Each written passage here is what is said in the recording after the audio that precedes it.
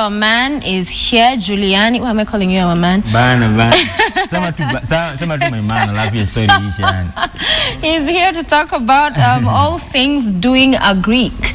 Do Agric is the name of the campaign. Yeah. So this is the year of agriculture. Yes. And you're the least person anyone would expect to be first talking about mambo ya kulima. I'm the least, of course, because watu wanadhani una ni mwanamuziki tu, kazi yake ni kurukaruka. But unajua at the end of the day kila mtu lazima akule, mukula kila asubuhi. Yeah. So hiyo food utoka wapi? Nana na ilima au inatoka wapi yani? Yeah. So hiyo ni concern ya kila mtu. I think every Kenyan, hata kama wewe ni mwanamuziki, wewe ni mtu kwa bank. Yeah. You have to be concerned about that.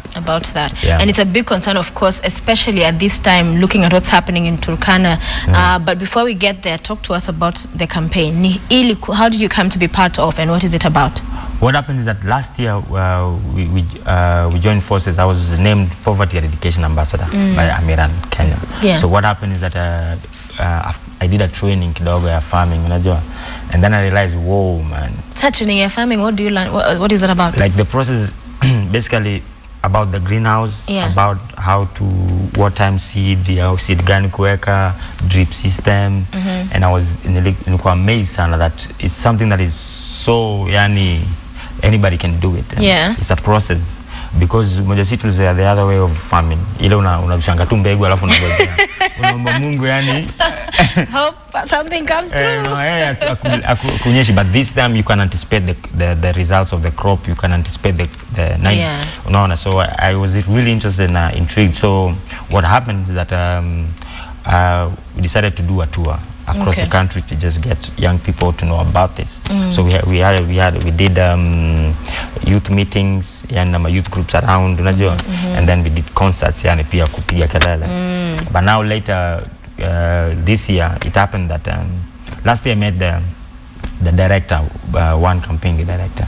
So Juju too, but this year apparently kulikuwa na AU of course declared that 2014 is a year of agriculture. Yes. So and then now we joined forces and to kindly too with what I've been doing because the other campaign was farming in school. Yeah. Yeah. Okay. So that's why mimi niko hapa yani. Ndio maana uko hapa. So year of agriculture, that's amazing. AU declaring that because as agriculture in itself, huge potential in moving a country forward, in feeding people, which is the most important thing for everyone. Food kwa meza. So what is it you're doing now with one? What is Do Agric in itself about? What is it you're encouraging? What's the message? What we're trying to do is get young people, first of all, the most important is to get young people to start farming in their own small way. Yeah. Because if wase si wakulima, in the next 50 years tutakuwa na food ya kujifeed. Tutakuwa na zile za supermarket zile za kupakiji kutoka wapi na ndugu hata uelewi. Unaona, but if we start getting young people to farm yani na kwenda kwa shamba, na not just farming, agribusiness, unajua. So that's the main thing, one of the things, get young people to start farming. And the second thing is to get the government to commit to 10% of course of GDP to agriculture. And what we need is that it's not that we haven't been doing anything as a country. The only issue is that kuna leakages, kuna inconsistency fulani that zinafanya, and there's no planning and that inafanya mpaka eventually we have issues like Turkana. We have issues like hakuna seed. Unaona, we have issues like sijui wapi ati seed ati farmers wanatumia ile mimea kisha mea ile seed na come out of it. Now they use that, they plant that back, and of course it's not disease resistant or pesticide or whatever. So we just want that government commitment. Okay. And we're talking about young people. I'm sure it's the hardest sell to them for agriculture because, you know, you're used to from traditional setup. Kulima ni watu wanyoko ushago, you know, shosho na gukao, the older people. They look at it as old school, as unfashionable. So what is it you're telling them to encourage them, other than the fact that we need to feed ourselves later on, 10, 20, 30 years on? There's something about feeding yourself is dignity. You know, there's something that comes with it. But you know, before, the way it was packaged, the whole farming thing, hata mimi nilifanya agriculture because I thought it was the easiest subject to not because I wanted to do agriculture, you know, but the reason why it was packaged that way because sisi tumezoea kuona wazazi wetu, that's how they did. Ana shamba kubwa ushago, but ukienda hata watu tu wanakula and then hopefully wataget a market for it. Unaona, but this time is different. There's a way you can anticipate the produce. Right. There's a way you can get into and also we are not promoting other supporting industries in the agriculture. There's marketing, there's distribution, there's distribution of seeds and distribution kutoka kwa shamba mpaka kwa tumbo ya mtu sio kwa tumbo mpaka kwa marketplace. Oh my God. Kwa shamba kwa tumbo. No, but there's all these supporting industries in agriculture that we don't support. We just see the aspect of farming peke yake. Unajua ile una get your hands dirty. Yes. But this time we have the technology, we have the if you see the technology that are available for us to get good produce, we have the manpower, of course, kila mtu always are willing to hustle. Yeah. And funny enough, there is financing for people who are willing to go to farming. Unajua, there's a lot of people, a lot of banks which are willing to support people to start farming. Okay, and you mentioned Kenya, in terms of right now, the kind of focus and attention we've given to agriculture, we're at 4%, the target is 10%. And looking at our country, we have huge potential to even surpass that 10% mark. But it's just about that involvement, more of government and also the people, just the mind shift for the young, but also embracing more of technology, right? Yeah, exactly. Kuna samati nilisoma pale, 8% of Kenyan land iko ati inaweza limika. Yeah. And yet ukienda kila pahali kuna mashamba, so I don't get it, unajua. I still don't get it. But the best example I had and I learned more about was Israel. Israel ni desert. Yeah. Na Israel ati wao ndio wanasukumia watu ma oranges. Una get na sisi wanasukumia watu. Okay. I mean they're the biggest exporters or something. But when I was one of our Israeli friends walikuwa tunaenda around here, and then one alikuwa anaangalia nasema, you don't know what you have, you people. You don't know what you have.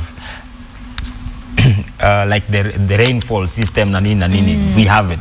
But now to harvest exactly. But now the issue, of course, is climate change and all these things that inafanya we don't get enough produce as we're supposed to. But of course, there's the technology of the greenhouse and the drip system where now you can every day, every season of the year unaweza plant. As long as you're deliberate about what you're doing and you're looking at it as a business, not just as a side hustle, ile hopefully Mungu tunaomba kutujalia. Okay.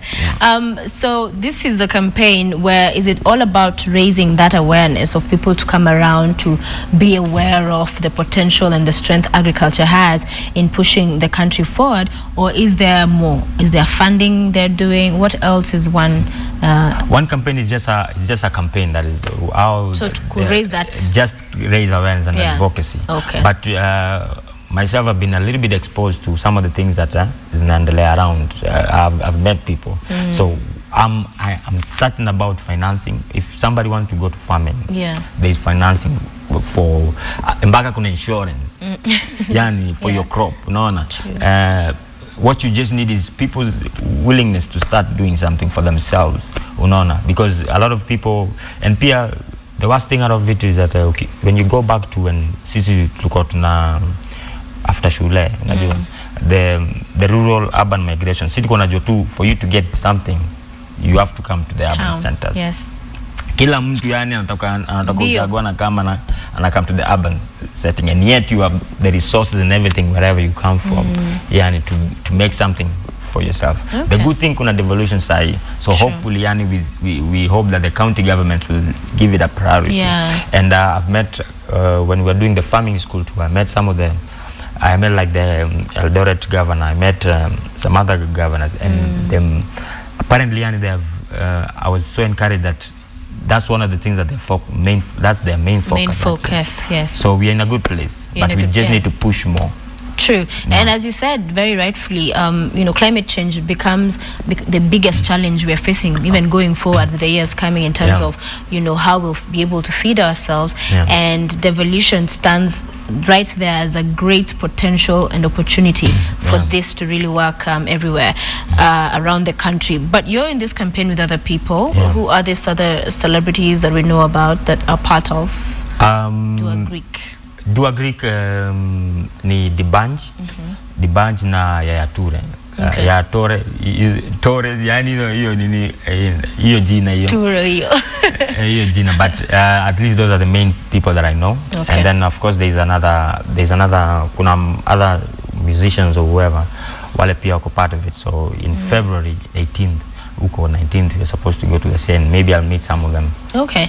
And when you're doing this, even the concerts, the meeting the various people around the country, what are some of the questions they ask and the concerns they have, especially the youth, as far as the message you're putting out and their struggle in getting into agriculture? One of the things that many, I mean, yani wala se tume one-on-one yani we get privilege ya kuongea nao. I was really surprised that majority of them have learned either from their uncle or from their inheritance. Sama wanaonanga tu ingine me idle place. The best example is a lady from Mombasa anaitwa Hadlin alienda kwa institution, a polytechnic institution, akalease land hapo, akaweka greenhouse hapo, mpaka hii December saa hii aliuza manyanya, unajua. Unaona, so one of the things that I realized that people have these resources. Of course, what was lacking heavily is the information. Correct. And how do they get to wherever they want to go. But another hurdle pia ni young people also see it as a side hustle, so they don't see it as a business the way angeenda afungue ka shop pale ya M-Pesa, the way budgeting and whatever. They don't do that. They just weka kamtu hapo kwa shamba, amwagange tu maji, unajua, amwagange tu maji, and yet there's a certain way, there's a certain flow of how to do the name. So the challenge are not some of the things that we thought were the challenges are not really the challenge. I think the flow of information and getting as many young people to know what's happening and the opportunities that are available. Of course, ndio nini. But another issue is that tulienda Kirinyaga, and then there was a banana farmers, and they were sitting there, and majority of them were actually old people. So anasema watu wanatoka Nairobi kukuja hapa kulima, I mean kuchukua after sisi kupanda, wanachukua our produce. And the young people who are just there, they're not adding value. They're not using the technology or whatever to push for their, of course, for them to sell more. So one of the issues, of course, we were having is that leave alone the young people, but also the government having platforms za ku add value, so that kama ni banana inaweza kuwa crips ya banana, alafu iende uwe unga ya banana. Unajua, that process is not well, because wanasemanga if somebody doesn't buy their produce, itaka hapo tu ilale wapatie ng'ombe. And that's what they said in Kirinyaga when I was there. Okay. And it's interesting to see you as an artist, because you know, get involved in such an important campaign in terms of just moving the conversation for the youth to get into agriculture and more people. What is it that got you to get involved? Because I mean, you had a choice. You could have refused and said, man, me, I'm a music guy, I don't feel this mambo ya kulima vibe. But what is it about what you want to do with yourself, with your brand, that got you involved in such a campaign? The good thing is that for the last 3 years, I've been having a campaign called Kama CCC. So what we're trying to do is we get involved. When it comes to issues of governance, when it comes to issues of climate change, when it comes to issues of entrepreneurship and of course, and use technology and a certain way of doing things. Hiyo ndio hati yangu iko sana. So what we did when we were doing the farming school tour, it was just an extension of what I've been doing before. The reason I got involved is not just to tell people, hey, tuendeni tu kwa shamba. It was about the technology that is available. Unaona. So when you talk about mitigating climate change, this technology is available for us to, so that we use less to achieve more. You know. So I'm not involved, and other people actually think that when you get involved in these things, you get paid. You know, it's not a do. Sido. Nah, Sido is about, it has to come from here. And of course, partner with people who are going to make it bigger. And who are sharing the vision. And I like what you've said, your campaign, Kama CCC, because the biggest challenge we find even with the young Kenyans is everybody is extending the hand. Nipatie, you know, serikali fanya hivi, everybody do this.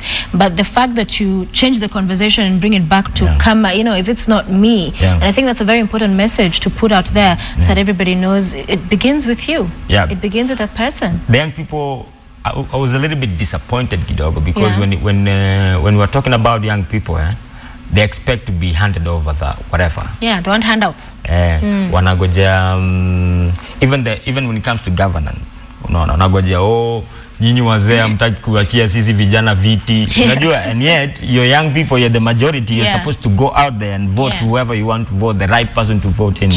You're supposed to go and demand for certain things as a young person, because in the next 20 years wazee watakuwa wamekufa, unfortunately. In the next 30 years you're the one who utakuwa unaitwa mzee. So if you don't get out of your way and protect your future, you know, and protect your future that you so much need, yani to protect sai when it comes to, of course, even feeding yourself. Because we are not, the climate is changing, things are changing, so we cannot continue using the old method to achieve in a new era. Unajua, you don't use old things to achieve the new. You know? So unless we get organized enough, and unless we decided to also, of course, get informed about certain things, I think tutaumia, tuna bahati. And you're right, it's all about that, knowing that the change is inevitable. It will happen. We're growing old and all of that, and we have to do something. But Juliani, away from all of this, which is great, you're doing all the best with that, your music, nini na what's coming up? Nini na cook kwa kitchen? April 22nd, my birthday. I'm can I be the first person to say happy birthday 2 months before? No. Hiyo lazima iwe special kidogo, because it's a special year for me. Okay. Yeah, in my na kwa mzae, unajua, I'm turning the others, naingia hiyo side nyingine. Utafika miaka ngapi? Mob. Ngapi? Mob. Tell us. Ladies are the ones with issues with their age. Yes, when he started his ministry, he was 30. So I'm turning 30. And na kwa mzae, yani, of course I show kwa sura, I know. Yeah, right. I show that I'm turning, but April 22nd I'm releasing my third album. So what we're doing right now is trying to repackage in the next two weeks. We start the campaign just to get people understand, of course, kujua about it, and then hopefully yani wata get your copy. Enjoy. Okay. Well, what's going to be different about this album? What is it? What do we expect? This album is because these albums zingine tuko naongea about, unajua tumetoka hapa, unajua ni kubaya, umaskini, unajua tulikuwa tumesota. But this other album is more of the other albums are about kutoka, but this other one is about kufika, going somewhere. Unajua, it's about moving. Unajua, I didn't know I could get here. So where now? Mungu anapanga nienda wapi sasa? So that's the kind of conversation that tako kwa album more. Okay. And what inspires this kind of, idea and theme in your music when you decide this is what I want to do with this album? Is it something you see it and you tell the people, your team, you work with, this is what I'm thinking, or is it a whole consultative brainstorming kind of setup and then you come up with? It's about you have to have a vision, and then of course the people who are around you are the ones to help in, of course, seeing other things that you haven't seen and also implementing. So me I'm a little bit close na God. So everything that I do every year, I have or every season, God ananipatia at least on the plan and the mandate that at least you move even kani ananipatianga something special. But every year I have like a mandate of what I'm supposed to achieve. Okay. So this year is about that. It's about exponential potential. It's about experiencing your fullness. Yes. So that's what it'll come out, and that's what we're trying to push. And I like that phrase, exponential potential. And you've said that a lot in your music as you're performing. It's there's potential in everybody, and it's about just getting it out. It's about, as we said in farming, it's about inaweza kwa maembe kwa mti. Anybody can go and pick a maembe kwa mti, sindio? But when somebody picks it, aenda kwa factory, aichonge, aibonde, unajua, it can become Del Monte or it can ka juice. Unajua, na ikienda kwa shelf, it's more expensive. Yes. We have Gloria Monique anasema, ask Juliani if he's going to visit Meru. We got high production of bananas but nowhere to sell.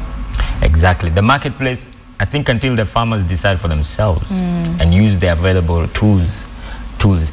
Leave alone, of course, the government has a responsibility, but also use what we have. We have technology side. The best example about nikiambia huyo msichana Mombasa anaitwa Hadlin. Yeah. It figured a place the people who are supposed to buy a produce show up nini. So what I did, I went online and told people, hey, ilikuwa December. Hey, ni aje will say there's this chick from Mombasa, and if you kama mnapika sana na mnataka nyanya, you can always, of course, contact her, either contact. Yeah. And you can, funny enough, people went and bought the tomatoes. Some other person came and bought like 5 crates of your tomato, Keisha. Wow. In December. So I think if you use the tools that we have, we use technology. Yes. And but I was saying kwa Twitter na kuongea na kugossip. Unatumia bundles na unatumia nguvu zako na vidole baada ya kugossip. Use that opportunity to go to the next person in your community and add value to that, and then maybe umekata 2k ama 1k up from that, just doing that. So I think as we wait for as we push for the government to do something, let us also use the available tools that we to get the best out of our efforts. Very true. And I like that you've brought in social media, because that in modern Kenya has changed the dynamics. It presents a whole platform to talk to so many people around the world. Exactly. And so it's that being creative, using the opportunities we have. So Gloria, she just needs to be able to look at what can she work with that she already has. Fast. And then now somebody else will pick it up from there. We'll pick it up. And shout out from Sema Kwaili, and Sema youths are getting down and dirty in the farms, making money that most white collar folks ain't making. Big up Juliani and the Do Agric campaign as well. So thank you very much for joining us. All the very best with the rest of the campaign. But I must allow you to speak to the youth, young people watching this and are still in that place of not after a job. But what do you tell them? Kama unatafuta job, endelea tu kutafuta. Mungu atakubariki, uendelee uteseke katika in the suffering. But kama if you're willing, yes, if you want something out of your efforts, and if you want something out of your life, it's about time you go out and do something in your own small capacity, and then I guarantee you, the only thing that I guarantee you, if you do something, you always get something back. True. If you give, you'll always receive. Yes. That's the rule. That's the principle in life. So if you put your effort, of course you can get something out of it. What we're trying to push back is that, of course, the government itself should be an enabling environment that even our efforts can make the best out of. We can get the best out of our efforts. Right. So we are trying to get young people to do something. Go out, ask questions, read the newspaper, go out, Yeah. And then now, at the same time as you go out, we'll try to push the government to create an environment for it to make the best out of your efforts. So go out and do something. That is the message. Thank you so much. Inspirational Juliani, all about doing a Greek with us in studio. Thank you for also making it. Traffic ilikuwa mbaya? Traffic ilikuwa mbaya, lakini ni poa that nimefika hapo poa, so we appreciate. All the best. Thank you. Nashukuru. Thank you so much.